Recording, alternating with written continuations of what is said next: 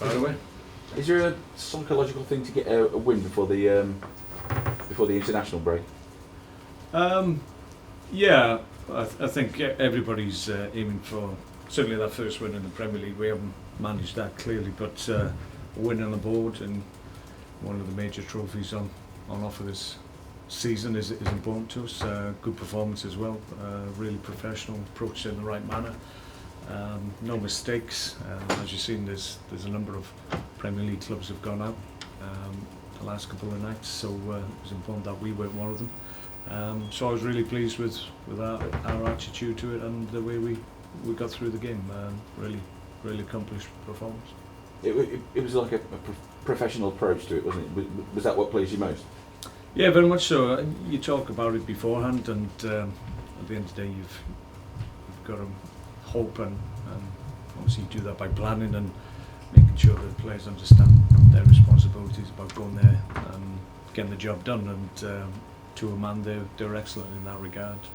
Approached in the right manner, which you have to do. You have to recognise the strengths of the opposition clearly. It was a different test for us, different type of game, totally to the one we faced against Man City. But we're able to deal with that. Never allowed the opposition any chance to get any momentum in the game, which obviously can help them. So yeah, really pleasing. Great goals as well.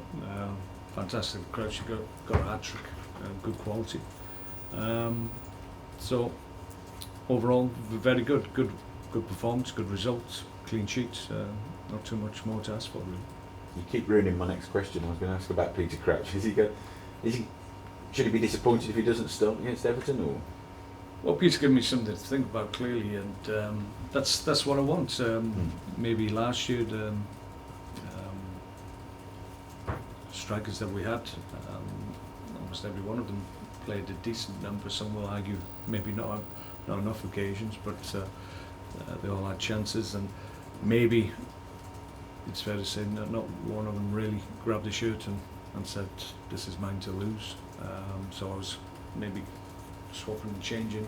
In fairness, different opposition require different characteristics and different attributes. So sometimes changes were made because of the opposition. Sometimes when we're away from home, we need a different type of player. So you use the flexibility and the versatility of the strikers and players that you have in the squad. But I needed maybe more of them to say, I'm playing well, I'm scoring goals, I stay in the team. And obviously, clearly, Pete has given me something to think about. I'm not saying it's definitive yet, but my decision on it will be made certainly, and it'll be shaped by what happened the other evening, certainly. From the outside, it looks like Pete's been really patient and sat there and waited for his chance. Has he? Or has he been battering your door down? Or has he? No, he's been in a couple of times, that's fair to say, but I would expect him to.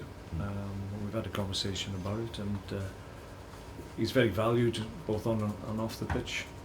He knows that, and Pete is a unique player in many regards in terms of what he can bring to the table, and if he gets the right service and balls into the right area, then he's very difficult to stop. And you saw that against Stevenage in midweek. So I think maybe we've been guilty at times of not giving him the right service that he needs to flourish. We certainly did that the other night, so that's the marker for everybody else when Pete's in the team. We've got 10 points recently from a possible 36. Do you feel there's been a bit of a slowdown, a bit of a dip, or? No, not particularly. I think there's reason behind that. We've been through all that. At the end of the season, we had injuries that affected us adversely. We didn't really cope as well as we might have done. So we didn't pick up as many results at the end of the season as we normally do. Our record towards the end of the seasons in previous seasons have always been good. So you look for the reasons, and the predominant one was obviously the injuries that affected our defensive work. But no, I mean, at this stage last season, we might have had 1 point. We got a point on the board in the first game. We're 2 games in. It's early days to say there's anything of not so much a crisis, but a continuation of last year. I don't think that's the case. I mean, clearly we're missing our first choice keeper again, which was a setback before the first game against Middlesbrough. But the hope is that Jack come back soon and we can get going again. What I was going to ask you about Shaqiri, him, Glenn Johnson. What was the situation with? Jack will still be with the physios. He won't be involved this weekend. As far as I know, clearly it's Thursday morning. I haven't had an update as yet, but the hope was that get some pitch time today, hopefully. If not, then we'll keep monitoring. We don't need to push him too hard. There's an international break coming up, so there's a little bit of time. Obviously, if he doesn't take part this weekend, then there's still that window to really get him back for after the international break. Shaq is one of those we're hopeful that might be an option for us at the weekend. Hasn't trained this week. Still feels a little bit of discomfort in the calf. It's only on 1 point. It's just a little bit sore, so that needs to go away before he can join in. Glenn Johnson, we've just been maybe a little bit overcautious just because of the nature of the injury that he's had, and they have a tendency to reoccur, so we've got to be a little bit more careful with Glenn. But the hope is that he'll have a clear week of training. He's trained Monday and Tuesday. He'll train again today, so hopefully if he gets a good week's training, we'll take a view next week. Are you having to slow down with Jack a little bit, because with everything that's going on with Joe Hart, you'd imagine he's trying to run back straight into the first team squad, isn't he? Because it would seem that everything is there for him to take, internationally and club-wise. Yeah, I think. Yeah, we know Jack's ambitions. He wants to be one of the top keepers in the country. He's very close to that now, anyway. But clearly he's not fit at the moment. So his real focus now is just to get fit, get back into the team. His season hasn't started as yet, so that's a frustration for him and for everybody here. But once he's fit and well, then clearly he's got ambitions to be the number one keeper in England, and maybe the circumstances surrounding Joe Hart at the moment, maybe that will help it, but he needs to get back playing and get back on the pitch first. I think you've won on your last 2 visits to Goodison. Does that have any sway in this weekend, or does it give you confidence? Yeah, we enjoy going there. We had a fantastic game there.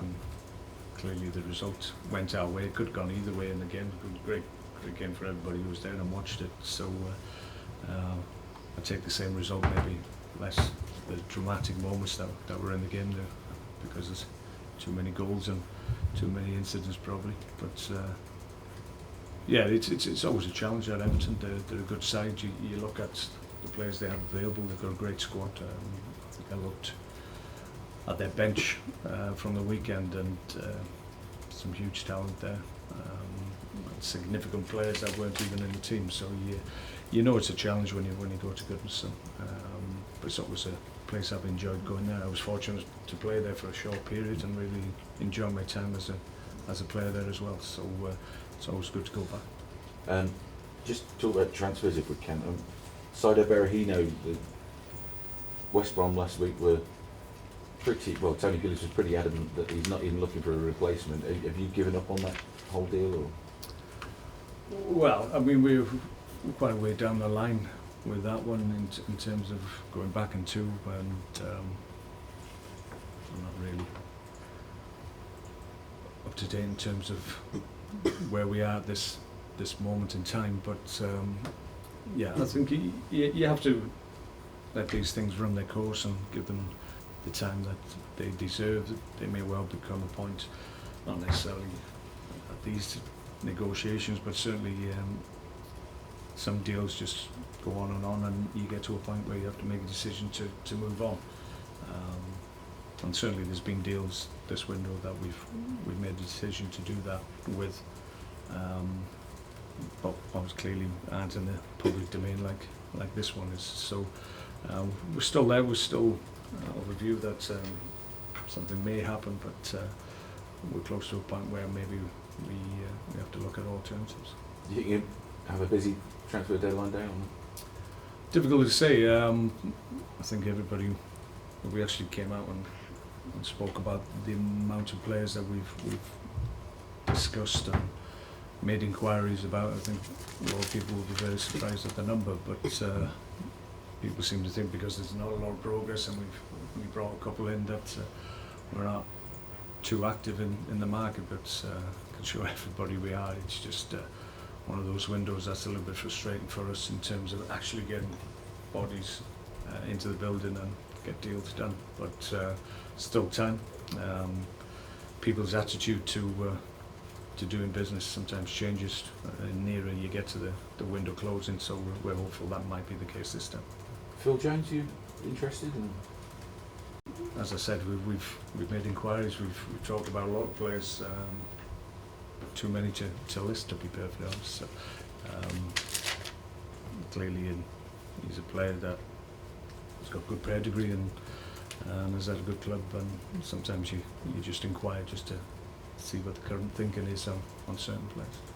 I can just finally ask you, I know we've mentioned it before, but grappling in the box. You said at the start of the season, I hope there's not a massive purge and then it just dies down. Do you think There's a bit of a purge in our game, wasn't there? Well, yeah, that's what I mean. I mean, what's your reading of the situation? Well, yeah, it's there, and I think everybody acknowledges that that's how it's going to be refereed. Well, we acknowledge how it's going to be refereed by Mike Dean. I'm not quite sure if everybody else is following such a hard line as he seemed to establish in the Man City game. I'm not quite sure how many other penalties were given for grappling over the weekend, but in the Premier League, I don't recall any other game being refereed in the manner that it was, in terms of being really on top of the grappling, which I would think it would be very unlikely that there wouldn't have been similar incidents in other games, but clearly referees didn't deem those worthy of penalties, so that's, we're back to that word consistency in terms of what's in the interpretation of one referee and the interpretation of another referee, so that's where the problem lies in my view. Cheers, Mark. Thank you. Mark, Ronald Koeman obviously had 2 good seasons at Southampton, now Everton. They've tried to bring him in to change their fortunes and propel them up the league. Do you think he can have a positive effect there at Everton? Yeah, no, he's a top class manager. He's got a lot of experience right across Europe, and came to the Premier League and did a great job at Southampton, and I think the stated view was that he moved them forward under difficult circumstances, because their model seems to be to get good players in and then sell them on at a big profit, you have to say, and that's worked for them, but it's still difficult for the manager in charge, because they have to get the right players in, and then he has to mould them into a team that's competitive, and he was able to do that in a couple of years at Southampton. So maybe his challenge is a little bit different this time. Maybe the model that he's following is slightly different. They've got new owners who obviously will look to back their man, I would think. So it'll be interesting to see which way it goes. But he's got a good group and a strong group of players anyway, as any new manager. I'm sure he'll look to add to the quality that he already has. He may want to hold on to some of the players that are coveted by other clubs as well. So you would imagine there would be a little bit of churn at Everton one way or the other, but not unlike everybody else. So it's how you manage those changes and how people react to those changes. But on a professional basis, he's a good manager. Was a fantastic player. Played against him numerous occasions, and was always a challenge. So going up against him as a manager is a challenge, because clearly he understands what the game's about. Do you think he's already changed Everton's style, and what other challenges do you think for your team this weekend? I think it's early to say that, but he'll have his own views on what he wants to achieve, and I would imagine he's still getting to know the group of players that he has. He's only been there a short period, but he's made some changes to just some plays, known positions in terms of their accepted positions, moved people around and looked at different things. So that's something that obviously he feels he needs to do. So we just got to go there and make sure that our game plan is good. Make sure we go there with the right attitude to get the job done, like we did in midweek. We obviously had a poor result, not necessarily a poor performance against Man City. 4 minutes to go, we're still very much in the game at 2-1. So we were disappointed with the result, not necessarily all the elements of the performance. Some of the key moments in the game we needed to be better at, but overall it was a decent enough performance without a result. So we're looking to get back on track and go to Everton and get a positive result away from home. Would be a great fillip for us. Just one more for me. Glenn Whelan could make his 250th Premier League appearance. Picking at the weekend. And he's only the 18th Irishman to do that. But does that say a lot about him and the consistency and the level he's been able to play at? Yeah, well, a lot of people have been writing Glenn off for a number of years. I think he faces that challenge, and probably has faced that challenge every year since he's been at the club. And that's a little bit unfair on Glenn, to be perfectly honest. I think now people recognise the qualities that he has and what he brings to the table. And anybody who's played that number of Premier League games is an accomplished player. That's a given. You don't play that many games at the top level in world football, because that's what the Premier League is, unless you're a very good player, and Glenn certainly is that. Mark, just been asked about your record against Everton, which I think is 3 wins out of 4. But your record against North Cohen in the same period, I think he's got 3 wins to your 2. When you look at these games, do you sort of like consider the team you're playing or the manager behind it, which is probably the most important? Well, you look at all things really. Clearly, you look at the opposition and the likelihood of who you're going to be playing against and which players are going to be selected, because that obviously will shape your view on what they can produce. But clearly, managers impact on that, and their decisions decide who plays and what formations and whatever. So you have to throw it all in the mix and try and glean clues from what you've experienced going up against them in the past and in recent games, how they've set up against other opposition. So you're always looking for clues and little ideas that you think might help you and allow you to overcome the opposition you're up against. But clearly it's the team and the opposition and the quality of the players that will always test you. The managers will have an influence before the game and possibly during the game with substitutions at key moments in the game. So you can look for traits and trends in that regard. So there's always clues from other managers and their tendencies in terms of what they do at certain times in games. In particular, they turned over West Brom with the Hawthorns last week. Have you learnt anything from that game particularly? Yeah, clearly we look at 3, 4, 5 games prior to the one that we get involved in, so there'll be lots of information that we'll go through before the weekend, and the players themselves will be given that and fed that back. So come the game, they should have all the information that they need, and there shouldn't be any surprises. But football's a sport, it's a fluid game, so you can never legislate for everything that will happen, but you just got to try and preempt as many things as you can, and hopefully